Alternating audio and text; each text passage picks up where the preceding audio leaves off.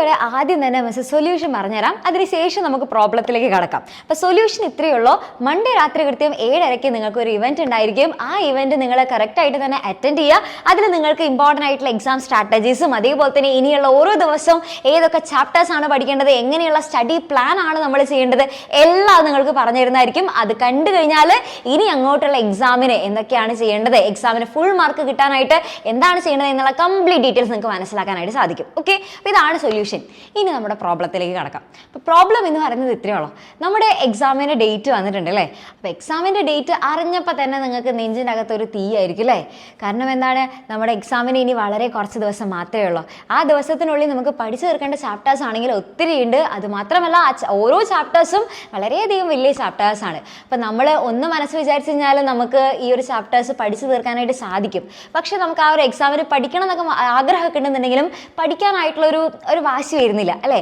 ആ ഒരു എക്സാമിൻ്റെ ആ ഒരു ചൂട് വരുന്നില്ല എന്നുള്ളത് കുറേ മക്കൾ പറയുന്ന ഒരു പ്രശ്നമാണ്. അപ്പോൾ ഇതിന് നമുക്കൊരു സൊല്യൂഷൻ വേണ്ടേ. അപ്പോൾ എക്സാം ചൂടില്ല എന്നുള്ളത് മാറ്റിയെടുക്കാനായിട്ട് ഇത്ര മാത്രം ഒന്ന് ആലോചിച്ചാൽ മതി. ഇതിന് മുന്നത്തെ നമ്മുടെ എക്സാംസ് എങ്ങനെ ഉണ്ടായിരുന്നു? സൂപ്പർ ആയിരുന്നോ?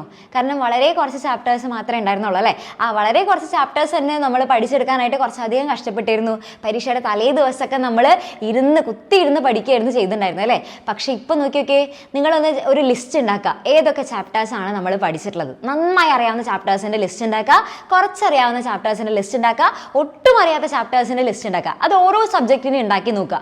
അപ്പം നമുക്ക് ആ എക്സാമിൻ്റെ ചൂടൊക്കെ വരും. കാരണം നമ്മൾ മനസ്സിലാക്കും ആ ഒരു സത്യം എന്താണ്, കുറേ ചാപ്റ്റേഴ്സ് നമുക്ക് ഇനിയും പഠിക്കാനായിട്ട് കിടക്കുന്നുണ്ട് എന്നുള്ളത്.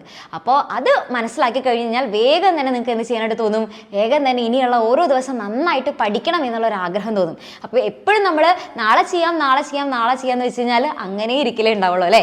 ഇന്ന് വരെ ആരെങ്കിലും എന്തെങ്കിലും ഒരു സാധനം പിന്നെ ചെയ്യാം എന്നൊക്കെ പറഞ്ഞിട്ടുള്ളത് അത് കറക്റ്റായിട്ട് കംപ്ലീറ്റ് ആക്കി തീർന്നിട്ടുണ്ടോ? ഇല്ല അല്ലേ. അത് ഒരിക്കലും നടക്കാത്തൊരു കാര്യമാണ്. അപ്പോൾ അതുകൊണ്ട് തന്നെ ഇന്ന് മുതൽ എൻ്റെ കുട്ടികളെ ആ ഒരു അല്ലേ, നമുക്ക് ആ ഒരു ഡയലോഗിൻ്റെ ആവശ്യമില്ല. അത് നമുക്കൊന്ന് മാറ്റി നിർത്താം. ഇനി അങ്ങോട്ട് നാളെ ചെയ്യാം എന്നുള്ള പരിപാടിയില്ല. നമ്മൾ ഇന്ന് മുതൽ തന്നെ സ്റ്റാർട്ട് ചെയ്യാണ്. ഇന്ന് മുതൽ തന്നെ നമ്മുടെ എക്സാമിന് വേണ്ടിയിട്ടുള്ള പ്രിപ്പറേഷൻസ് മൊത്തം നമ്മൾ തുടങ്ങാനായിട്ട് പോവാണ്. അപ്പോൾ അതിന് വേണ്ടിയിട്ട് നിങ്ങളെ ഹെൽപ്പ് ചെയ്യാനായിട്ടാണ് മിസ് പറഞ്ഞിട്ടുള്ളത്. മൺഡേ നിങ്ങൾക്ക് ഒരു ഇവന്റ് ഉണ്ടായിരിക്കും. അപ്പോൾ ആ ഇവന്റ് നിങ്ങൾ അറ്റൻഡ് ചെയ്ത് കഴിഞ്ഞാൽ നിങ്ങൾക്ക് മനസ്സിലാകും ഓരോ ദിവസം എന്തൊക്കെയാണ് ചെയ്യേണ്ടത്. ഇനിയുള്ള നമ്മുടെ എക്സാമിനർ ഫാമിലി നിങ്ങൾക്ക് വേണ്ടി പ്രൊവൈഡ് ചെയ്യുന്ന ക്ലാസ്സുകൾ എങ്ങനെയൊക്കെയായിരിക്കും, അതിൻ്റെ പ്രത്യേകതകൾ എന്തൊക്കെയായിരിക്കും, അങ്ങനെയുള്ള കംപ്ലീറ്റ് ഡീറ്റെയിൽസ് നിങ്ങൾക്ക് അറിയാനായിട്ട് സാധിക്കും. അപ്പോൾ ആരും മിസ്സാക്കരുത്.